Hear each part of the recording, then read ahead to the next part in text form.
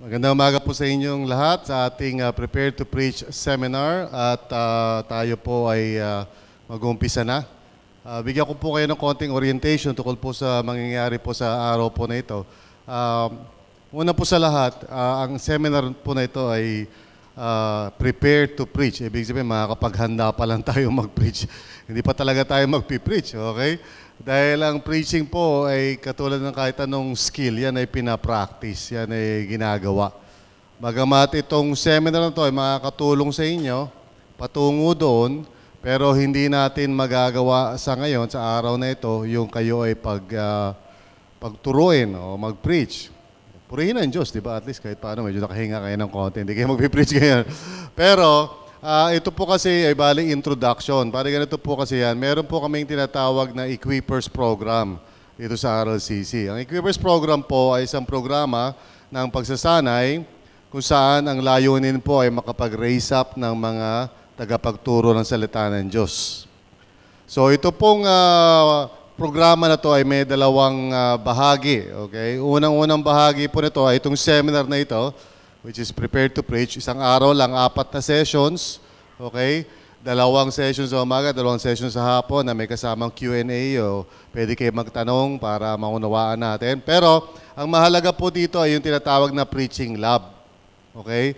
Ang Preaching Lab po, bali, yun po ay yung actual na pagtuturo o pagpipreach ninyo na siya pong bibigyan ng grado. Ibig sabihin nito, para kayo po ay makatapos ng Equippers Program, ganito po yon. May 10 kaming nire-require na sermon. Okay? Iba't ibang uri ng literature sa Bible. Ang tawag po doon sa literature na yun, genre. Okay? G-E-N-R-E. Okay?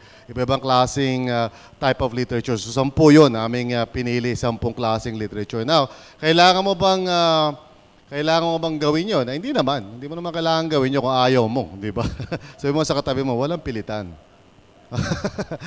Okay, ibig sabihin yan ay kung gusto mo lang matuto halimbawa ng mag-preach, okay, kahit isa lang o 2 lang dyan ay pwede mong siguro sapat na yan para magkaroon ka ng kumpiyansa at mag-preach ka na. So para sa yung 10, kung gusto mo lang magkaroon ng certificate doon sa Equippers Program, yun lang.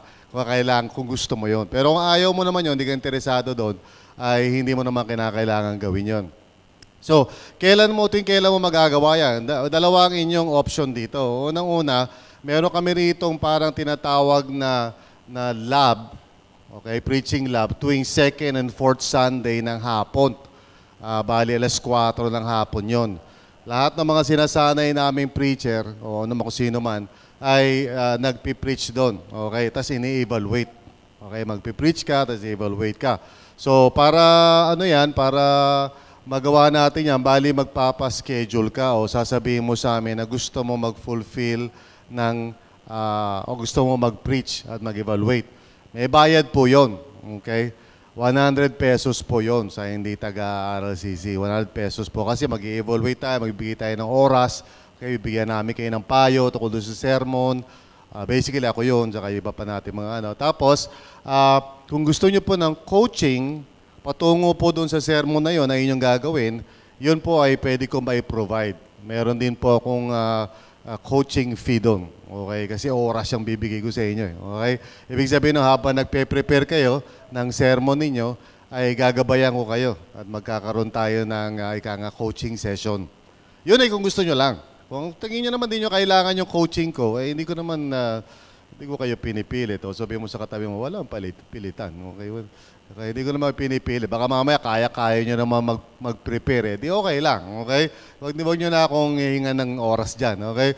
Pero kung sa tingin nyo kailangan nyo ng parang coaching o gabay, sabihin nyo sa akin, hindi magkakaroon tayo ng session. Okay? Magsiset tayo ng appointment. Tapos yung sermon nyo, gagabayan ko kayo doon. Okay? Yun ay meron din po tayong fee doon. Okay?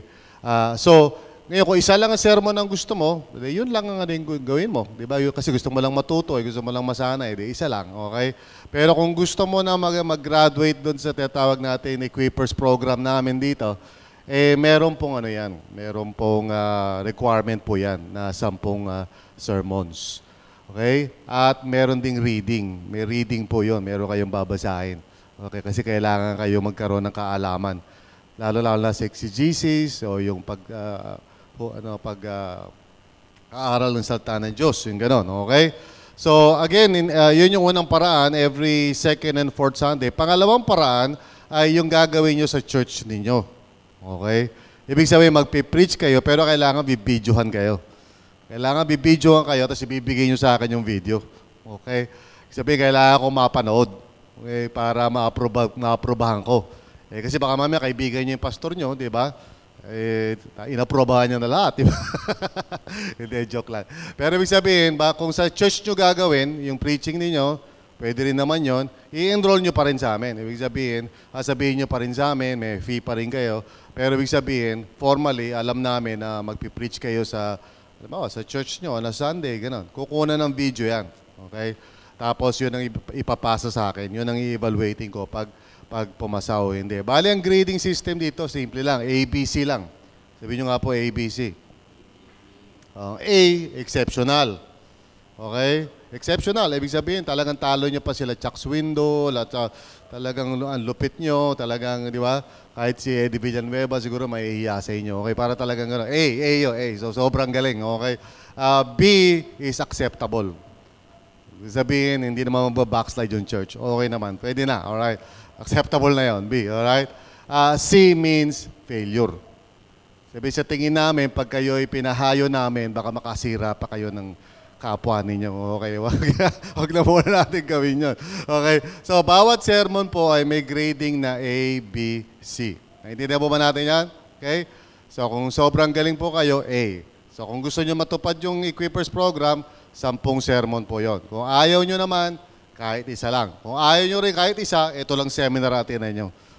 Tama na yon. Okay? Naintindihan po ba natin yan? Ha? May questions po ba kayo tungkol dyan sa preliminary housekeeping natin? Administrative usap. Okay lang po? Sige, let's start po yung ating pag-uusap tungkol dito. Let's begin in prayer.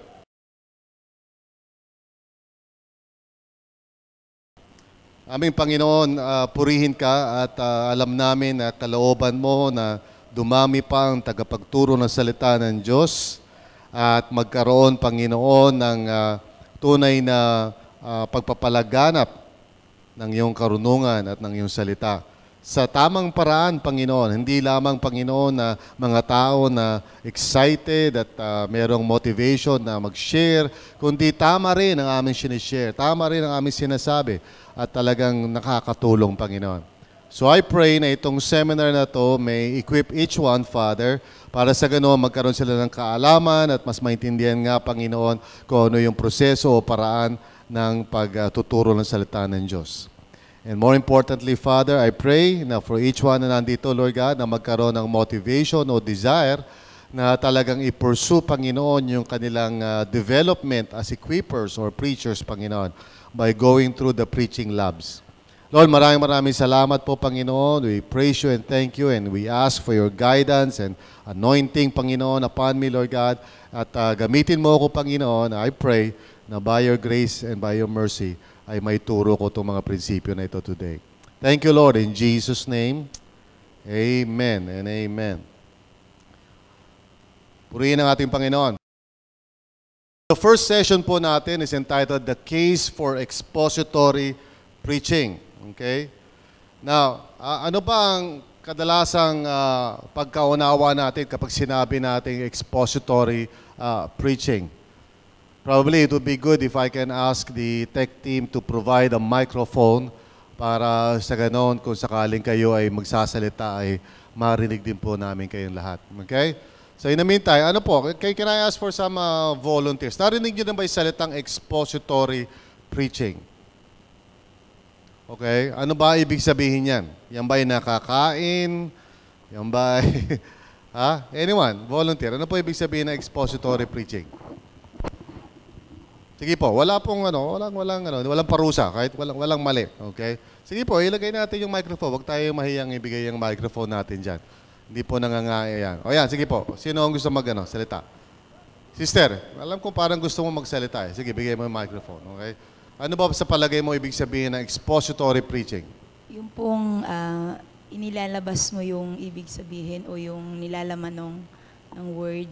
Ilalabas mo yung nilalaman ng Word o ng Word of God, ng salita ng Diyos, ng Bible. Hinahalukay mo o Nahalukay mo. Okay. Okay, inahalukay. Magandang salita yun, inahalukay. Okay. Baka kung ano mahalukay natin. Kasi ako, meron akong, may tuta ako no, mahilig maghalukay. Sari-sari mga inahalukay sa bahay namin. Kaya nai-stress yung asawa ko. Yan. Well, ano nga ba ibig sabihin ng expository preaching? Okay?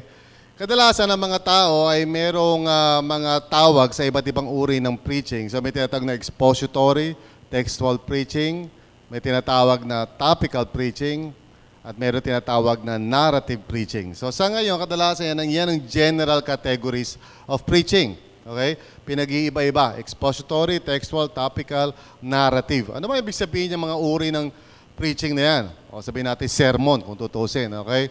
So, una sa lahat, pag sinabing expository preaching sa pananaw ng mas marami, sa mga aklat din, sa libro, ang ibig sabihin niyan, ayon sa kanila, ay verse-by-verse exposition. Kaya tinawag na expository preaching. Ibig sabihin, hinihimay-himay mo yung talata. Isa-isa, isang verse. Ganyan, okay? Now, may mga taong gumagawa niya na verse-by-verse, tapos nagbibigay sila ng kanilang opinion o pananaw tungkol sa ibig sabihin ng kada verse. So ang tawag nila doon ay expository. Pero hindi nangangahulugan expository yun. Okay? Pero ganun pa man, yun ang madalas na pananaw. Okay? Yun ang madalas na pagkaintindi. Pag medyo iniisa-isa mo yung verse. Verse 1, verse 2, verse 3, di ba? Pag nagkataon na mahaba-habang storya yan, medyo 3 araw na kayo, di pa kayo tapos, di ba? Paano kung mga 54 verses yan sa isang storya, di ba? So, tumilaok na yung manok, lahat na, nawala na yung baha sa, sa kuya. Nagpipreach ka pa din, di ba? Sa haba nun. Okay, ang textual preaching naman ay kadalasan one-verse exposition. Okay? One-verse exposition. Ibig sabihin nito, isang verse lang, hindi yung parang maraming talata, maraming verses. Okay? Isa lang, hinihimay-himay mo. Actually, pag sinabi natin itong mga kategorya na ito, ang ibig talaga natin sabihin dito, yung kung saan natin hinahango yung ating outline. Yan talaga ibig sabihin yan eh. Okay? So pag sinabi mo expository, yung outline mo nanggagaling mismo dun sa verse by verse mong paghimay-himay ng talata. Pag textual naman, yung outline mo nanggagaling po dun sa isang verse. Bali, hinahati-hati mo. Alam mo, John 3:16. Hinahati-hati mo yun. Okay? Para magkaroon ng outline yung sermon mo. Pangatlo po ay yung topical preaching, which is sometimes called a thematic exposition or a topical exposition. Ibig sabihin nito, yung outline natin o yung outline mo ay nakabase, okay, doon sa tema o paksa na tinatalakay mo. So, halimbawa kung ang tinatalakay mo ay tungkol sa pagbibigay o giving, doon lang gagaling outline mo. Ano ba ibig sabihin na magbigay? Bakit ba dapat magbigay? Di ba? Paano ba dapat magbigay? Yan. So yung outline mo, kinukuha mo sa paksa. Hindi ka kumukuha doon sa anumang talata, pero umahanap ka ng talata, umahanap ka ng verse. At kinakapit mo doon sa mga sagot mo doon sa mga tanong na yon. So sinabi mo, paano ba magbigay? So kukuha ka ng verse. Di ba? Di ba? Sino ba ang dapat magbigay? Kukuha ka na naman ng verse. So, ang tawag doon, topical. At madalas, yan ang paraan ng pagtuturo ng maraming mga pastor. Okay? So, topical preaching. Tapos, yung narrative preaching naman ay yung tinatawag na story-based or story-like exposition. Sa makatwid, yung outline mo ay nakabase sa isang storya. Na alam nyo, storya sa Bible, hindi tulad yan ng mga ibang uri ng mga literature kung saan para masasabi natin madali makakuha ng punto. Ang storya sa Bible ay hindi ganun. Katulad halimbawa pag kayo ay nanood ng sine, wala mga punto yan. Kadalasan malalaman mo lang kung ano ibig sabihin ng storya pag tapos na. Ngayon, kung pangit pa yung pelikula, baka wala ka pa naintindihan. Tapos na yung pelikula, di mo pa naintindihan. Pero kung maganda yung palabas, maganda yung scriptwriter, pagkatapos nung sine, sasabihin mo, yun naman pala yung aral noon. Oh, di ba? Ganon din ang mga storya sa Bible, hindi po natin ito hahanapan ng punto, kundi sisikapin natin maintindihan kung anong pinakapunto. At kadalasan, iisa lang yan. Okay? At pag sinabi natin story-like exposition, ibig sabihin yung outline mo ay parang storya din. No? Merong panimula, di ba? Tapos merong problema na kailangan i-resolve, tapos magkakaroon ng suspense, no? Tapos noon, marirescue na yung pinakabida. Okay? Hanggang sa they live happily ever after. Okay? Ganun ang story-like na exposition. So lahat ito may kinalaman sa paano natin kinukuha yung ating magiging parang outline o balangkas, di ba? Yung outline ng ating sermon. Saan natin kukunin? Kukunin ba natin sa isang passage? So tawag nila dyan, expository. Okay? Kukunin ba natin sa isang verse? Tawag nila textual. Kukunin ba natin sa topic o paksa? Tawag nila topical preaching. Minsan thematic preaching din, tawag nila dyan. Tapos narrative preaching. Storya galing. Sa storya galing yung ating outline. Pero lahat yan, gusto kong bigyan ng din na exposition dapat ang paraan. Ano ba ibig sabihin ko doon? Ano ba talagang tamang paraan ng pagtuturo ng salita ng Diyos? What is the right way? Sabi sa 1 Timothy chapter 4, verse 12 to 14, "Don't let anyone look down on you because you are young." Na-familiar tayo sa verse na yan at I'm sure medyo naituro na siguro natin o nabanggit na natin to. Don't let anyone look down on you. Sino nagsasalita? Si Apostle Paul. Sino kausap niya? Si Timoteo. And obviously, mukhang siya yung tinutukoy na young. Pero of course, yung young nung araw, hindi katulad ng young ngayon. Di ba? Kasi yung young nung araw, hanggang di ko maabot ng 30, young ka pa niyan. Ang totoo niya, pag ikaw ay pumasok ng early 30s, medyo ka pa rin yan. Nung tingin sa iyo ng mga matatanda sa Israel, ay parang bata ka pa. Okay? Kasi sa Israel, ang binibigyan talaga ng honor o dangal, yung medyo may gray na yung buhok. Para si brother, di ba? Medyo, pag nag-gray na yung buhok. Ngayon, kung wala ka ng buhok, iba na siguro, ibang na yun, ibang level na yun, di ba? Pero pag ikaw ay medyo nag-gray na, yan, si Pastor Manny, ha? Ano yan? Wisdom yan. Wisdom yan. Kaya yung mga bata-bata pa, hindi pa masyadong parang nire-respeto o ginagalang sa Israel. Okay? Kaya pag sinabi nating young, medyo yung young nila, matanda na sa atin yun. Okay? So, nakaka-encourage yun sa mga medyo maabot na ng mga 30, Medyo young pa rin kayo, ha? Pero doon yun sa Israel. Ngayon, matanda na kayo. Ayan, okay, sige. But set an example, okay, for the believers in speech, in conduct, in love, in faith, and in purity. Now, this is what you call the credibility of the messenger. Kasi alam nyo, kahit gaano tayo kahusay magturo, yung credibility natin, malaking bagay yan in terms of influencing people. Diba? Kahit magaling ka magsalita, pag medyo wala kang credibilidad, tinitingnan ng mga taong spiritual walk mo, medyo may sabit, okay? Tinitingnan nila yung ugali mo, lalong-lalo na yung napakitungo mo sa kapwa, medyo may sabit din, mainitin ang ulo mo, parang lahat na lang ng bagay, lahat na lang ng tao, inaaway mo, okay? Ikaw yung tipong taong masyadong maselan, dali magtampo, di ba? Pag medyo alam lahat ng mga tao, yung ganyang klase, hindi naman naghahanap ang tao ng perfection sa totoo lang. Amen? Pero pag alam ng tao na may mga ugali kang hindi maganda, pag tumayo ka sa harapan, mahirapan ka Wala kang kredibilidad Amen po ba? Okay? So ito yung importante yan talaga. Kaya kinakailangan bago pa tayo magturo, bago pa tayo mag-aral, mag-preach, talagang tingnan natin yung ating mga sariling paglakad sa Panginoon, yung spirituality po natin na tinatawag.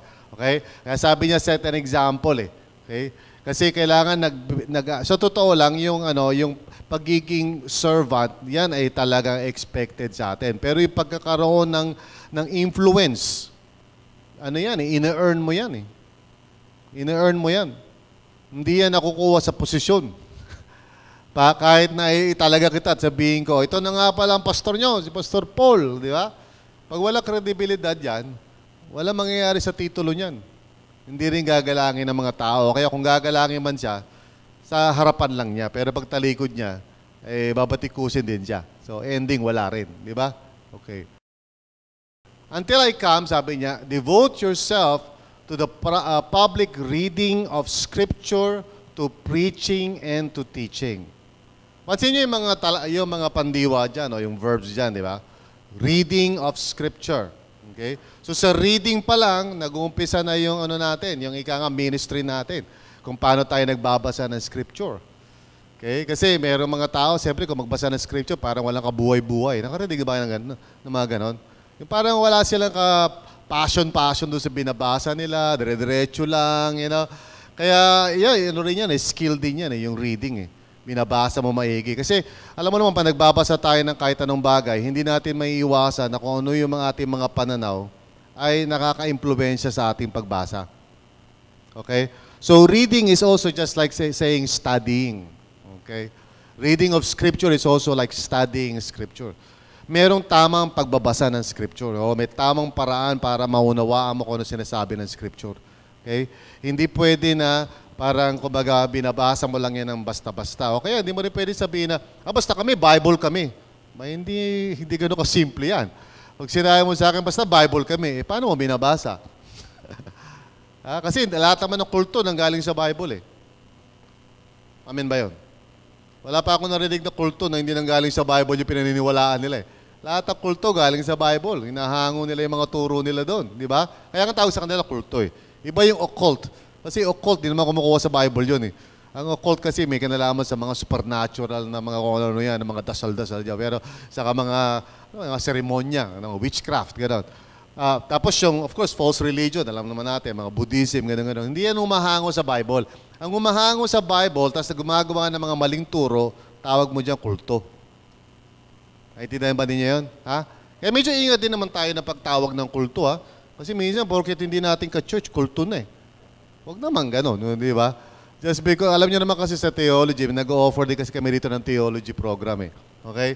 So sa theology kasi, alam nyo, hindi naman lahat ng bagay ganun ka-crystal clear. Okay? Para sabihin mo, hindi, ganito yan. Pwede ka magkaroon ng conviction. Pero kung yan naman ay parang ika nga pinagdidisagreean ng maraming mananampalataya through the years, maging humble ka naman. Okay? Kasi bagamat may conviction ka dyan, dapat lang naman, huwag mo naman ipilit. Huwag mo naman sabihin na kailangan lahat kami mag-agree sa'yo kung hindi kulto kami. Huwag naman ganun. Di ba? Pero may mga bagay siyempre na talaga sabihin natin na orthodox. Alam niyo ba ibig sabihin ng orthodox? Hindi yung dentista, o doktor, di ba? Orthodox. Ibig sabihin parang yung yung pinaniniwalaan mo ay within the parameters of what it means to be Christian. Kasi nagiging Christian tayo, una sa lahat, because of our beliefs. Okay? Not because of experiences. Kasi pwede sabihin ng isang tao, kagabi kinausap ako ni Jesus. Ito sabi niya sa akin. You do not become a Christian like that, di ba? Kasi baka mami kung ano sinabi sa'yo, baka mami hindi si Jesus yun. Di ba? Baka mami si Bin Laden yung nag-appear sa'yo kagabi, hindi namin alam, di ba? Tapos kung ano mga sinasabi mo. Anyway, reading of Scripture, tapos preaching and teaching. Now, may mga tao nagsasabi, ano ba kaibahan ng preaching sa teaching? Ano nga ba kaibahan ng preaching at teaching, mga kapatid? Maliban sa spelling. Meron ba gusto sumagot sa akin yan? Ano kaibahan ng preaching at teaching, kapatid?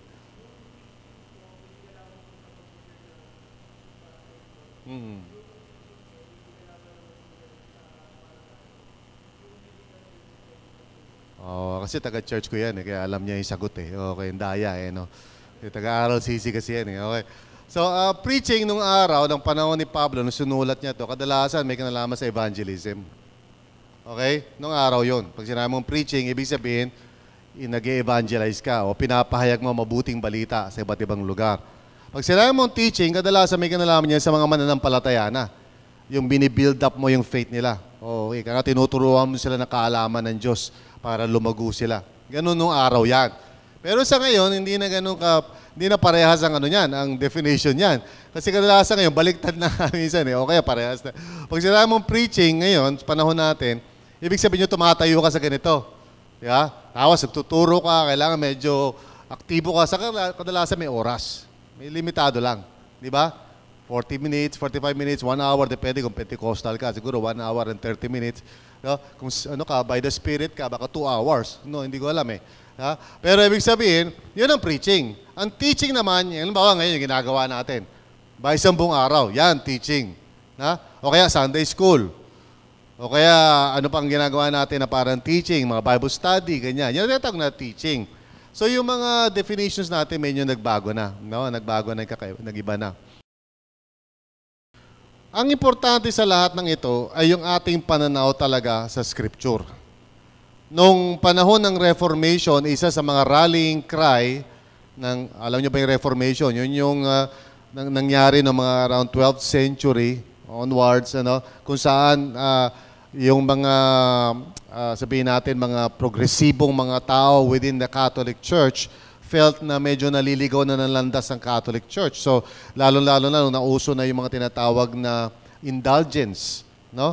O yung para magbabayad ka para makatulong ka sa paggagawa ng church building sa St. Peter's Basilica o doon sa di ba? Ang nangyari na ngayon, parang medyo ginawa ng negosyo, no? Naging negosyo. Kaya nagreklamo na yung mga tao, nagkaroon ng reformation. In other words, parang pagnanasang magkaroon ng pagbabago within the Catholic Church. Sa pangunguna rin ng mga scholar like Martin Luther at kung sino-sino mga personalities, no? Na nakakita ng parang nakita nila na parang naliligaw na landas ang Catholic Church. So they made an effort to reform. So yun yung mga panahon ng 12th century. Okay? Kung saan ang mga tao parang gustong bumalik sa salita ng Diyos. Now, yung storya nun, siyempre, medyo mahaba, masalimuot yun. Pero ang ending nun, basically, yung mga tao nagpaumpisa nung nung bagay na yun, medyo lumabas na sa Catholic Church. O sila ay, anatema, ang tawag sa kanila, anatema. Ibig sabihin ng anatema, cursed. Okay?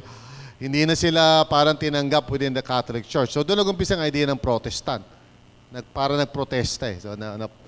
So sila yung na-protest, di ba? Nag-protest sila, so nawala sila sa lumabas sila. So naitatag ngayon ang isang panibagong klase ng grupo ng mga mananampalataya. Ang tawag ay reformers.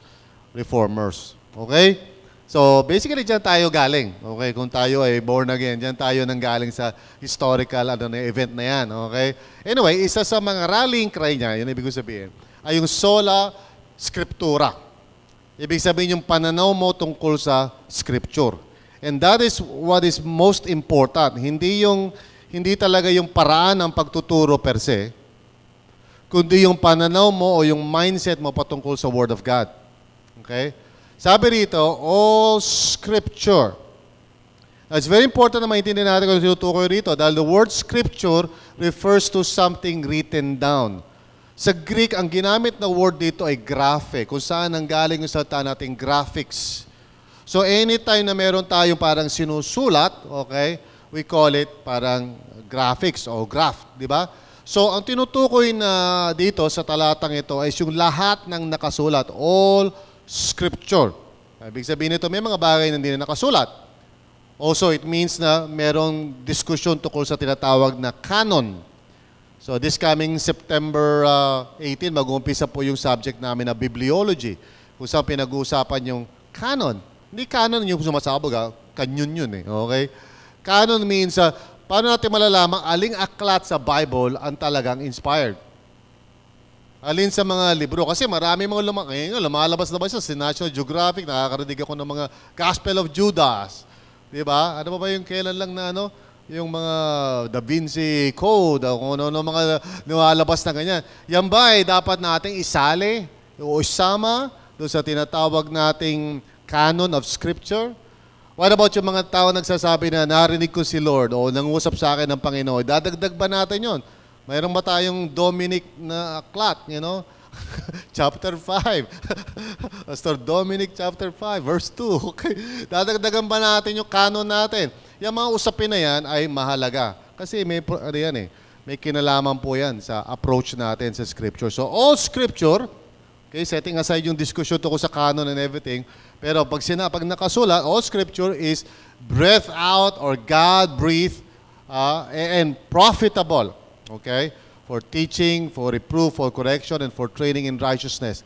Pag sinabi natin breathed out by God, yung conviction mo tungkol sa Word of God, yan ang nagdedetermine kung ikaw ay expositor o hindi. Ibig sabihin nito, kung tingin mo sa Bible ay parang koleksyon lamang na magagandang sayings, you are not an expositor. Okay? But if you believe that God Himself spoke through the Word of God. In other words, inspired ang Word of God. At ito ay inerrant. Ano ibig sabihin ng inspired and inerrant? Ibig sabihin lahat ng nakasulat sa Word of God ay pinahintulutan ng Panginoon na may sulat. Okay? At pag sinabi mong inerrant, ibig sabihin wala itong mali. Okay? Pag ito ay infallible, ibig sabihin dito pwedeng magkamali sa anumang mga bagay na ini-stress nito. Okay? Now, of course, hindi naman lahat na nakasuot sa Bible nangangahulugan na ito ay parang totoo o tama. Kasi mayroong mga quotation sa Bible halimbawa na nagsasalta si Satan. Hindi naman nangangahulugan na totoo yung sinasabi niya. Di ba? Hindi yun ibig sabihin ng inspired. Naintindihan niyo? Ang ibig sabihin lang noon, naka-record actually kung ano yung sinabi niya at totoong sinabi niya yun. Now, as to whether totoo yung sinasabi niya, depende yun sa konteksto. Naunawaan niyo ba? Totoong sinabi niya, magkaiba doon sa totoo yung sinasabi niya. Naintindihan niyo ba yung kakaibahan nun? Diba? Totoong sinabi, tapos versus totoo yung sinasabi. Amen? Magkaiba yan eh. Pero pag sinabi natin naniniwala ako na all scripture is breathed out by God or God breathed, hindi ako naniniwala na lahat ng sinabi ng lahat ng mga tao sa Bible ay katotohanan. Pero naniniwala ako na sinabi talaga nila yon. At nangyari talaga yung mga nangyari kasi nakalagay sa Bible yun eh. So naniniwala akong may Adam and Eve. Naniniwala akong nagsalita yung ahas. Okay? At sinabi niya yung mga nakarecord na sinabi. Okay. Now, as to whether totoo yung sinasabi ng ahas, iba na yun. Iba usapan na yun, di ba? Di ba? Kasi may sinabi siya na half-truth eh.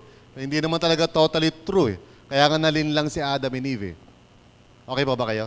Sabi mo nga sa katayo mo, okay ka ba ba? Hindi ka ba medyo nabibilaukan dyan o nosebleed? Okay. Na, mahalaga kasi na kaya binibigyan diin nyo kasi ano ba ang tamang paraan ng pagtuturo? Ang tamang paraan ng pagtuturo ay yung binibigyan mo talaga ng halaga ang Word of God bilang Word of God. Hindi yung nag-iimbento ka lang ng sarili mo tapos ginagamit mo yung Word of God as an excuse. Kasi madali lang naman yun eh. Meron kang gusto sabihin sa amin. Na-attend mo sa seminar, eh, na-excite ka. Gusto mo, ang ganda eh. Di ba? Ganda nung tinuro nung pastor na yun. Grabe ah. Inspired ako ah. Kailangan may turo ko sa church yan. Ano kaya magandang verse ang mahanap? Oh, yun, di ba? Ano kaya magandang passage ang gagamitin ko para maituro ko yung narinig ko doon sa pastor na maganda? Ipapasa ko na ngayon dito sa mga tao na kinasasakupan ko. Ayan na, hindi ka na expositor. Kasi ginagamit mo lang yung Bible para magsabi o magturo ng isang bagay na sa'yo lang yun, na meron ka lang naisip o sa ibang tao lang yun. Now, posible na yung tinuro niya biblical. In that case, kailangan saliksikin mo kung yung ba'y talaga galing sa Bible o talagang parang meron lang siya nasabing maganda. Baka nakakain lang siya ng balot o baka naman meron lang nangyari sa kanya, di ba? Maraming ganyan eh, di ba? Kaya nga isa sa mga problema natin dito sa Pilipinas dahil hindi po tayo masyadong biblically literate. Yan ang problema ng mga Pilipino eh. Bihira sa atin ang lumaki na nag-aaral ng Bible. Kasi hindi naman tayo tinuruan ng ganyan eh. Kasi nung lumalaki tayo, nakikinig lang tayo sa mga teacher. Kaya tuwan-tuwa mga kulto sa Pilipinas eh. Kasi pag may lumabas dyan na magaling magsalita, halimbawa si Kibuloy o si Eli Soriano, di ba? Ang galing magsalita eh, di ba? So yung mga Pilipino nabibighani na. Kasi quote ng verse eh.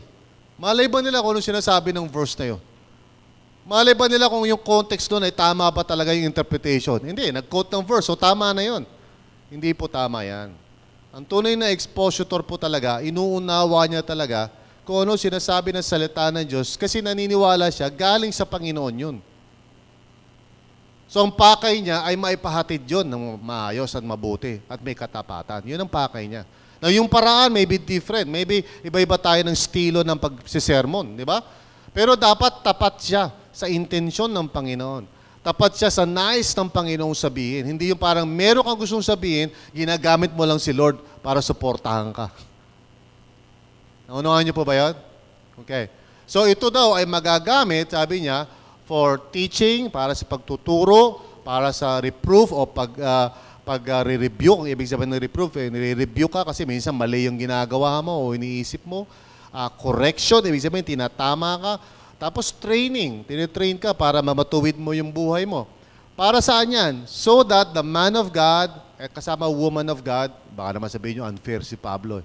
Lahat yan. May be competent, equipped for every good work. So ultimately, ang exposition o expository way has to do with yung gusto malaman kung ano sinasabi ni Lord para sa ganon may apply sa buhay ng mga tao para sa ganon maggamit nila ito sa paglilingkod sa Panginoon. Ultimately, yun ang goal niyan. Hindi information. Hindi yung gusto mo lang malaman nila kung ano yung statwa ni Daniel. Hindi para maintindihan lang nila kung ano yung mga mangyayari sa end times, you know. Ang preaching o teaching ay may kinalaman sa pag-i-equip ng mga tao for ministry. Amen ba? Ano bang ibig sabihin natin dito? Okay? Pag sinabi natin ang tamang pamamaraan, first of all, it involves exegesis. Okay? Pangalawa, well, let me talk about exegesis first. Ito ay may kinalaman doon sa original author's intended meaning. Ang field nito sa theology ay tinatawag na hermeneutics. So sa exegesis, ang gusto mong gawin ay malaman kung ano yung original author's intended meaning. Bakit? Kasi kailangan diyan ka mag-umpisa, hindi yung parang nag-iisip ka agad kung anong application yan sa ngayon. Diyan nagkakamali maraming mga tao pagdating sa Bible, agad-agad sila nag-a-apply, naghahanap ng application. Okay, sabihin nila, nangungusap sa akin si Lord, para sa akin to eh. Di ba? Sabihin niya, ano ba, liligawan ko ba siya o hindi? No? Ito, nakalagay sa Isaiah, ligawan mo na. Naghahanap lagi ng talaga ng immediate na application. Pero ang unang step, tamang paraan ng pagtuturo ay exegesis dapat. Dito, hinahanap mo kung ano yung original na ibig sabihin ng original na sumulat. At dapat naiintindihan din ng original na nagbasa. Yun ang unang paraan dapat. Okay? Naiintindihan niyo ba yun?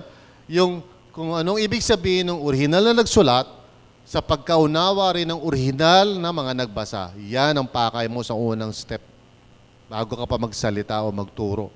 Okay? Pangalawa ay yung tinatawag na exposition. At ang ibig sabihin niyan ay hinahanap mo yung divine author's intended meaning. O sa madaling salita, theology.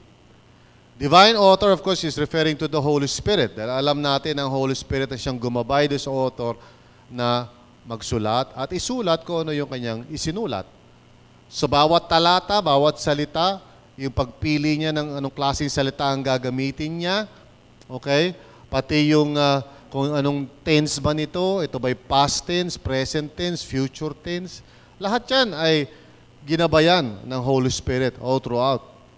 So, inahanap natin dito yung divine author's intended meaning. Ibig sabihin, ano pa talaga ang pakay ni Lord kung bakit ginabayan niya itong original author na to na isulat itong bagay na ito nung panahon na yun. So, ibig sabihin, kailangan tingnan natin yung medyo mas malawak pang pananaw. Hindi lang yung talatang inaaral mo, dahil pinag-uusapan na natin ay si Lord, kung ano yung sinasabi ni Lord, dapat intindihin natin, ano ba sinabi ni Lord dati, ano ba sinabi ni Lord pagkatapos nito, yung kabuuan nito, ano ba ang sinabi ni Lord dyan? Hindi natin pwedeng kunin lang yung isang verse at sabihin natin, aha, ito ibig sabihin niya, bawal kumain ng dinuguan. Ano ba yung sinabi ni Lord noon? Ano ba yung sinabi ni Lord pagkatapos? Kasi si Lord na yung nagsasalita eh, iniintindi mo eh. Hindi mo pwedeng basta parang baliwalain yung sinabi niya na pagkatapos ito. Okay? Pag-usapan natin yan later today, yung tinatawag na progressive revelation. Kaya hindi mo pwede sabihin na, basta kami Bible lang. Ay, hindi pwede yun. Bible lang. Eh, paano mo inaaral? Paano mo binabasa? Okay? Kasi minsan Bible lang, pero kung ano naman yung mga sinasabi natin o tinuturo, just because may nakita tayong verse, hindi natin tinitheologize. Yung tamang paraan, exposition. And then pagkatapos yan is exhortation. Na ang ibig sabihin nito ay divine author's message now. So, ang tawag ngayon dyan is homiletics. Divine author's message now. Ibig sabihin, ipoporma mo na ngayon yung mensahe para sa panahon ngayon at para sa mga tao nakikinig ngayon. So, may tatlong hakbang ang tamang paraan ng pag-handle ng Bible. Okay? Exegesis, exposition, pagkatapos ay exhortation. Okay? Yan ang tatlong steps. all our preaching and teaching must come from studying God's truth until we are able to hear clearly in order to speak authoritatively. Okay?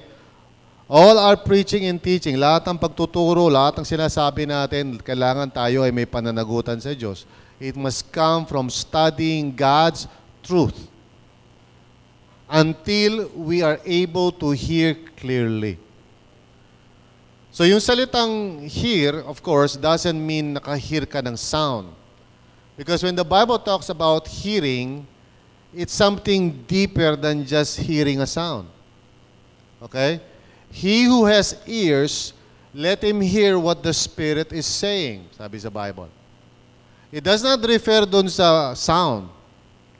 It refers rather to the spiritual process wherein God speaks into your heart using His Word to clarify His will. So by means of careful study, by means of the right process ng pakikinig, we hope na darating ka sa punto wherein you will be able to say, now I know what the Lord is saying para sa amin. And with that kind of message, yun yung tinatawag na I have a word from the Lord. Meron akong mensahe mula sa Panginoon na I want to deliver. Diyan ang gagaling ang authority mo. Hindi ang authority ng preacher, hindi yan nanggagaling sa mga pahampas-hampas ng pulpito. Hindi yan nakukuha sa pasigaw-sigaw. Nakukuha yan sa tamang pag-aaral ng Word of God. At kapag tama yung pag-aaral mo, kahit mahinaon yung boses mo, meron ka authority. And merong spiritual power yung sinasabi mo. And this, of course, is applied in all kinds of communication context. No? Hindi lang naman sa preaching, pwedeng counseling, pwedeng small group. Okay? Whenever you are in a situation na nag-i-impluwensya ka ng ibang tao through the Word of God, yung integrity mo at yung faithfulness mo to the Word determines kung yung gagawin mo na yon ay magiging effective talaga sa buhay ng tao na yon. Otherwise, yung sinasabi mo, katang-isip mo lang. Okay? Now, hindi tayo. Sa panahon natin ngayon ay uso yung tinatawag na postmodernism. Okay? Kung saan ang mga tao do not really believe na merong absolute truth. Ibig sabihin, kung anong gusto mong paniwalaan mo. Bahala ka sa buhay mo. O kaya, kanya-kanya tayo ng paniniwala. Kung gusto mong paniwalaan yan, edi paniwalaan mo yan. Di ba? O kaya sasabihin ng mga tao na, sige, magrespetuhan na lang tayo. Kung ano yung paniniwala mo, sa iyan. Paniniwala ko, akin yan. So we live in the world kung saan ang mga tao walang pakialam sa truth. But I do believe na merong truth. At yan dapat ang pinupursu ng mga tao who call themselves servants of God. You see, yung sinasabi natin kadalasan o kinukote natin madalas, sinasabi natin, for lack of vision, the people perish. Laging kinukote minsan ng mga teacher yan di ba? Pero ang ibig sabihin talaga ng lack of vision, in the Hebrew, the word vision means revelation. Ibig sabihin, for the lack of revelation, meaning to say, yung Word of God, the people perish. Kaya ang mga tao naliligaw ng landas is because of their lack of theological and biblical foundation. In fact, lahat ng mga problema ng mga tao sa buhay nila is simply because hindi nila alam what God's will is. At kung alam man nila, minsan hindi nila ginagawa. All problems emanate from that. Okay? In other words, kaya ka nagkakagulo buhay mo kasi hindi mo alam yung will of God o kung alam mo naman, hindi mo ginagawa. Di ba? So the more na mga tao ay ignorant about God's truth, the more na maliligaw sila ng landas. Tingnan na lang natin yung panahon natin ngayon. For example, nung araw, nung ako yung bata-bata pa, pag medyo, tinatawag nila ngayong Becky. Alam niyo yung satang Becky, di ba? Narinig niyo na ba yun? Sensya na kayo, itong pastor na to medyo modern ng konti. Yung Becky, yung medyo may homosexual. Okay, homosexual. Okay? Kayo ba, alam niyo ba yun, mga pastor, yung Becky? Ha? Baka marami kayong Becky sa congregation nyo, ha? Pero, nung araw, nung panahon ko, pag ganun ka, medyo tinatago-tago mo pa yan. Mahihiya ka pang ilabas yan. In fact, talagang as much as possible, di mo ilalabas yan. Di ba? Kasi talagang alaskado ka pag nilabas mo yan. No? Kaya kahit na may mga beke nung panahon namin, talagang bihira mo makita yan. Hindi maglalantad yan. Ngayon, lantara na. In fact, pag hindi mo mga nilalantad, parang may kasalanan ka pa. Sasabihin nila sa'yo, ba't di ka magpakatotoo? Di ba? Tapos pag may nagpatotoo, naglabas ng gano'n siya, homosexual siya, pinapalakpakan ng mga tao yan. Yay!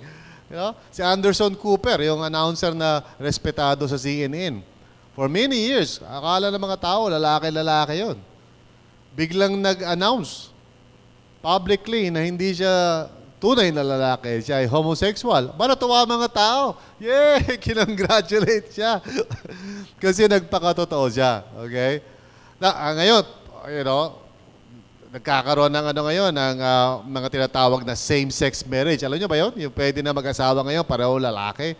Sa Amerika, nangyayari na ngayon yan. Okay? Ngayon, pwede na maging pastor ang homosexual.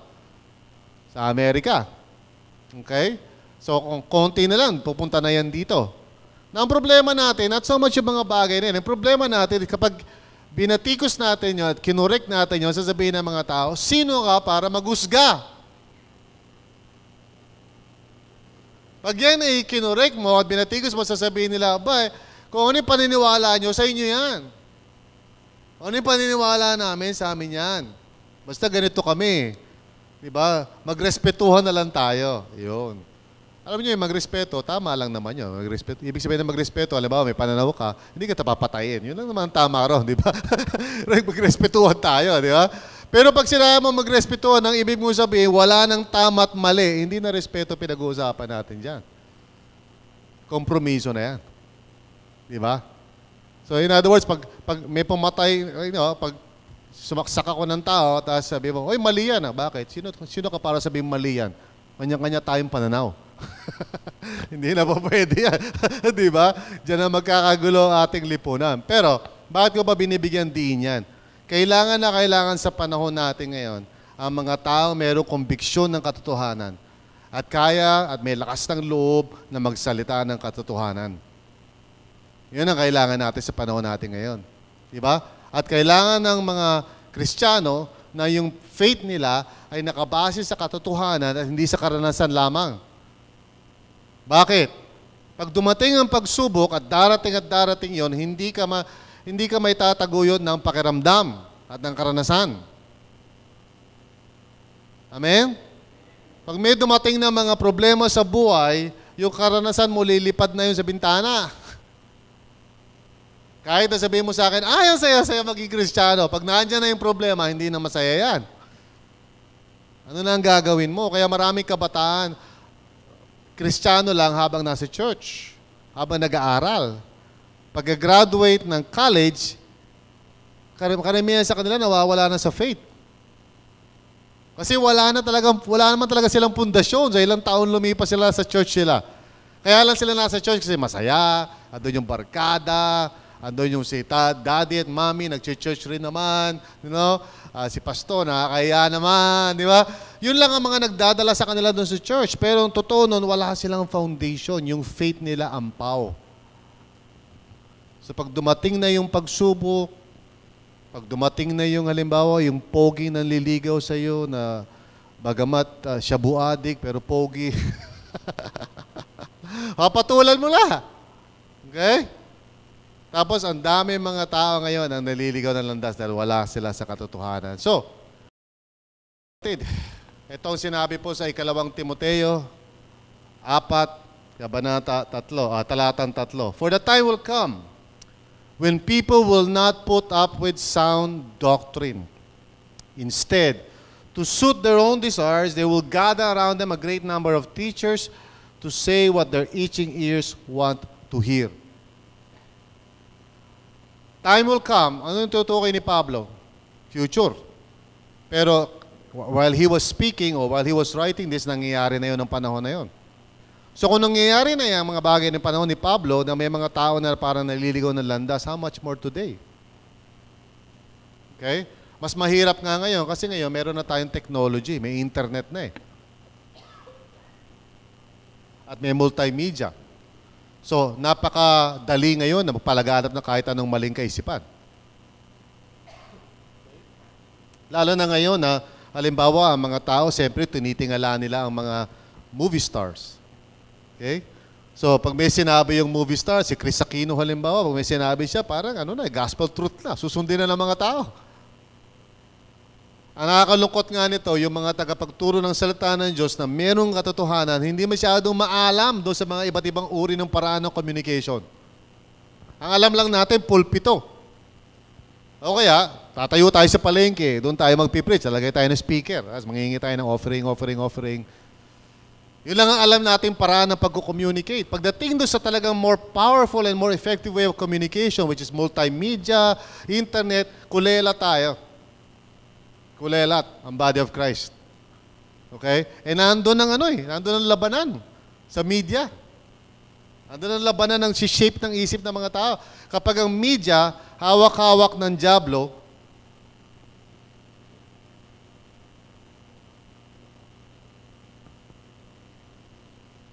pag ang media, ang internet, kontrolado ng mga taong walang takot sa Diyos, ay makaasa ka na. O, asahan mo na, ibig ko sabihin, na ang lipunan natin ay patuloy na mawawala sa presensya ng Panginoon. Kaya ang hamon ko lagi sa mga pastor na tinuturuan ko, huwag tayo maging kulelat. Mag-umpisa tayo sa email. Ha? Usong-usong ngayon yung mga nag-i-email kasi na pag hindi mo pinasa to, sige, parurusahan ka ng Diyos, o pasa naman sila. Alam mo, nakakalungkot isipin to. Minsan mga pastor, minsan kahit cellphone, iniisip kasi natin na anything na parang may kinalaman sa technology ay worldly. Di ba? Pero isipin nyo to, nung panahon ni Pablo, lahat ng available na technology. Ang technology is simply, using some kind of resource para may ma-accomplish kang isang goal. Yan ang ibig sabihin ng technology. No? Kaya may silya kayo. Tingnan nyo yung inupuan nyo. Technology yan. Kung walang technology, nasa sahig kayo ngayon. Di ba? Kung walang technology, walang microphone. So walang masama sa technology, hindi yan worldly. Pwede maging worldly yan, pero hindi yan worldly. Ginagamit dapat yan, nire-redeem dapat yan for the kingdom of God. So, sabi niya, yung sound doctrine daw, ayaw na ng mga tao. Darating pa nun, ayaw na nila. Alam niyo ba ibig sabihin ng sound? Health-giving. Ibig sabihin ng sound is health-giving. Healthy. Ibig sabihin ng sound. Hindi yung parang soundman, or soundsman. Nabasa ko sa Facebook, soundsman. Okay? Ibig sabihin, ang sinabi nating sound doctrine, yung pagtuturo na nagdudulot ng kalusugan sa kaluluwa mo, sa pagkatao mo, sa pamilya mo, sa lipunan. Sound doctrine. Ang opposite niyan ay unsound, unhealthy. Okay, hindi nakakatulong para ang mga tao ay matupad nila sa buhay nila yung layunin ng Diyos. See, God created man in the image and likeness of God. So dapat lahat ng pagtuturo natin is toward yung fulfillment ng layunin na yun. And when we look at the Bible, at tinignan natin kung ano ibig sabihin ng image of God na yun, it has to do unang-una with yung ating pagkatao that reflects God.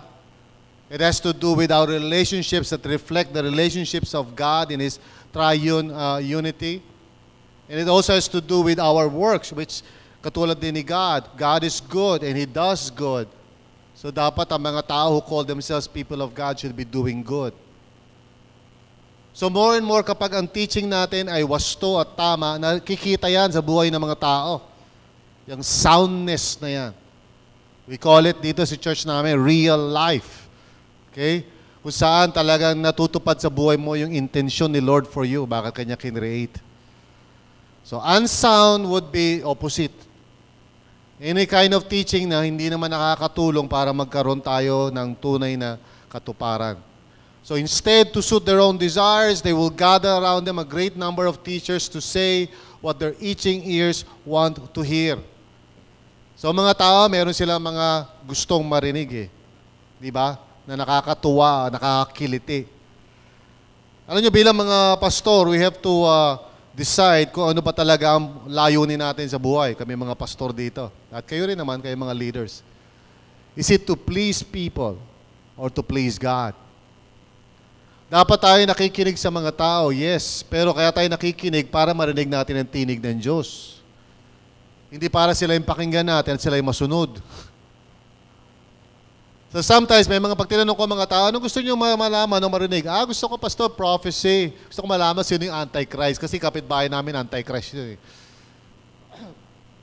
Pero as I pray and I listen to God, may impress sa akin ang kailangan ng mga tao is this teaching, which is hard and difficult, pero kailangan marinig ito. Because this is biblical. Mga gusto ng mga tao, paano sila pagpapalay, paano sila yayaman, paano sila makakapunta sa abroad. Taas niyo ang inyong passport, hallelujah! Yan ang gusto ng mga tao marinig eh. Kung gaano sila kagwapo, gaano sila kamahal ni Lord, at kung paano si Lord lahat gagawin para sila lalo maging gwapo at magaganda. But God says something else. Suffer for the gospel. Walk by faith.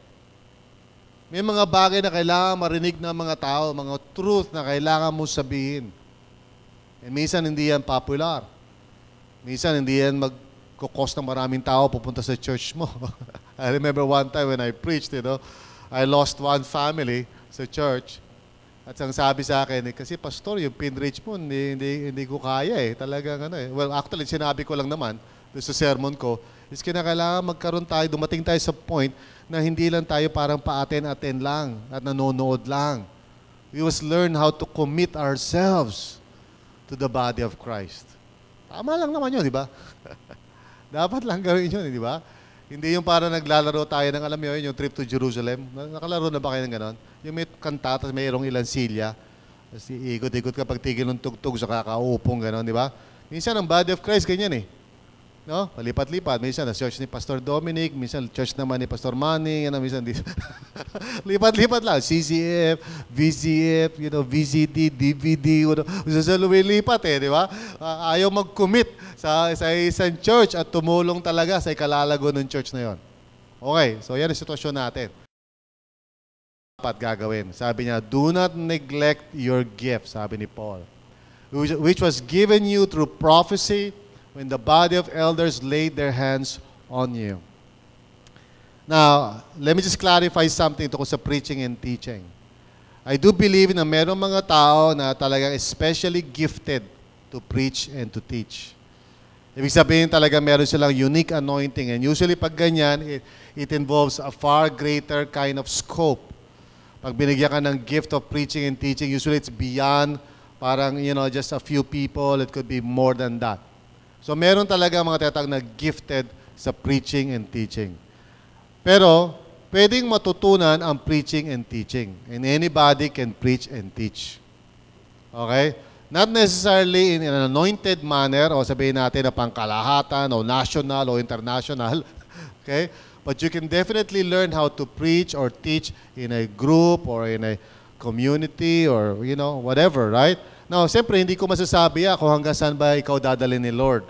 You just have to pray and pursue training. Yan ang susi dyan. Kasi hindi ko naman alam eh. Malay ko, isa sa inyo magiging Billy Graham. Hindi naman yung katabi mo, kung yan ba, balang araw, magiging Billy Graham o Eddie Villanueva o, malay ko ba? Hindi ko alam eh. Malay mo, nandito kayo, di ba? Baka ngayon, habang nagtuturo ko, isa pala sa inyo ay inahanda ni Lord para maging susunod na Eddie Villanueva. Hindi ko alam yan. Kaya ako, pag nagtuturo ako sa seminary, titignan ko yung mga estudyante ko. Iisip ko, sino kaya dito? Magiging di ba? Di ko alam eh.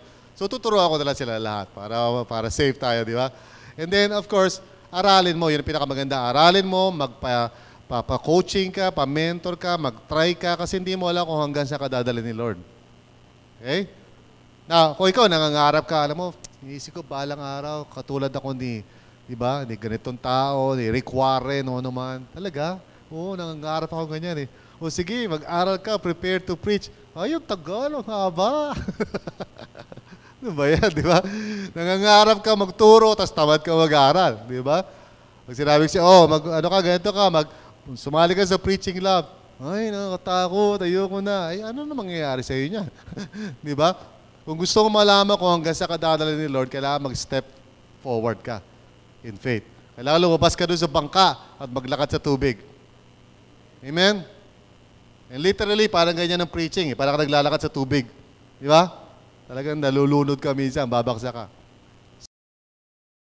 Tandaan ninyo, ang kailangan natin sa panahon natin ngayon ay hindi yung talagang magaling lang magsalita eh. Ang kailangan talaga natin mga tao na tama ang mga sinasabi, tama ang mga tinuturo.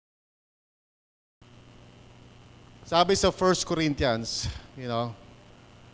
kung titingnan talaga ang tamang paraan.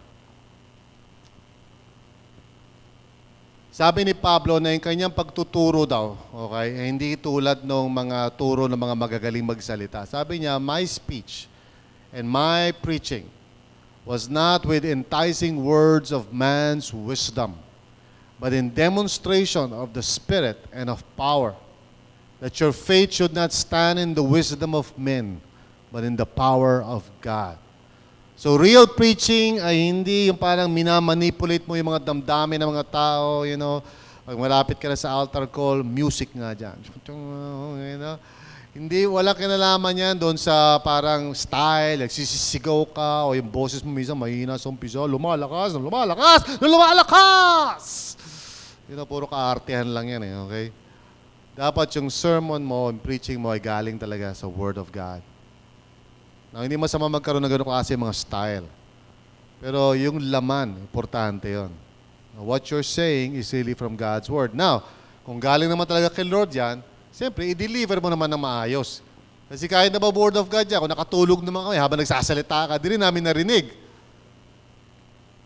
Amen. Tama nga yung sinasabi mo, biblical nga, kaya lang.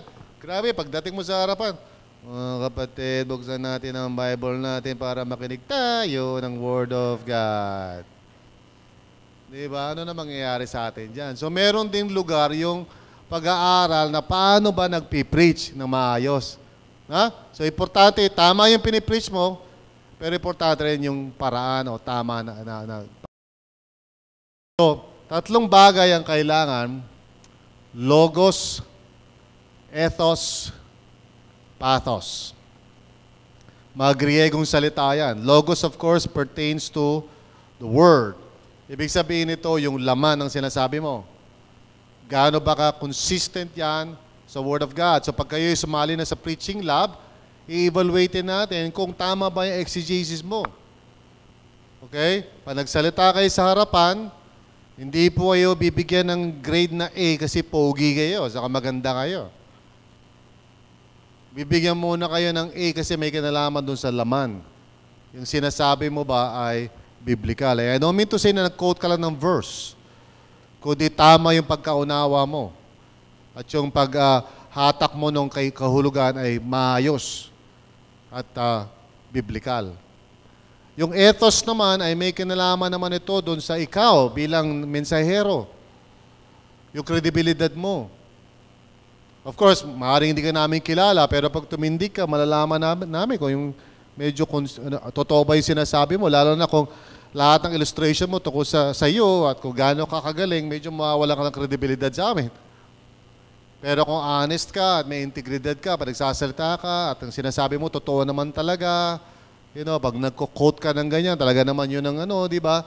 O pag nagkukwento ka, talaga naman nangyari talaga, hindi nagsisinungaling ka o ano man, Yung ethos, napakahalaga sa preacher yan. At panghuli, yung pathos. May kinalaman doon sa conviction mo. Yung persuasive power ng iyong pagsasalita. Yan ay nanggagaling doon sa pagkaunawa mo sa Word of God. Hindi yan nanggagaling doon sa boses lamang. Kundi yung conviction mo na nakita mo yun sa Word at alam mo na yun ang gusto sabihin ni Lord sa mga tao. So yung combination yan is what is preaching with power. Amen? Okay. So we're going to have a group discussion now. Okay? Bilang pagtatapos natin sa unang session natin. And here are the questions gusto ko pag-usapan natin. Una, what new insight about preaching or teaching have you learned from this session? Anong panibagong pagkaunawa tungkol sa preaching and teaching ang natutunan mo sa ating session ngayon? At pangalawa, why is it important to study God's Word correctly before you preach? Sa tingin mo, bakit napakahalaga na aralin maigi ang Bible bago tayo magturo. Amen? And so, let us just close our session for today bago tayo mag-transition into our groups. By the way, meron po tayong mga, I think, merienda or pwedeng bilan ng kape dyan sa labas. So let's pray. Father, maraming salamat po, Lord, for reminding us na ang tunay talaga at tamang paraan ng pagtuturo ay yung tinatawag na expository approach, which is more yung mindset nga po talaga kung saan ginagalang namin ang Word of God at naniniwala kami na dito dapat manggaling ang katotohanan at hindi sa aming sarili lamang mga kaisipan. Lord, alam ko hindi madali and it's going to be challenging for everyone to learn this skill. Pero Lord, I pray na magkaroon kami ng commitment na yun ang aming i-pursue, na matuto kami how to exegete, how to do exposition, upang pag kami nag-exhort sa mga tao, biblical ang aming mga sinasabi at talagang hango sa puso mo, Panginoon. This we pray in Jesus' name. Amen.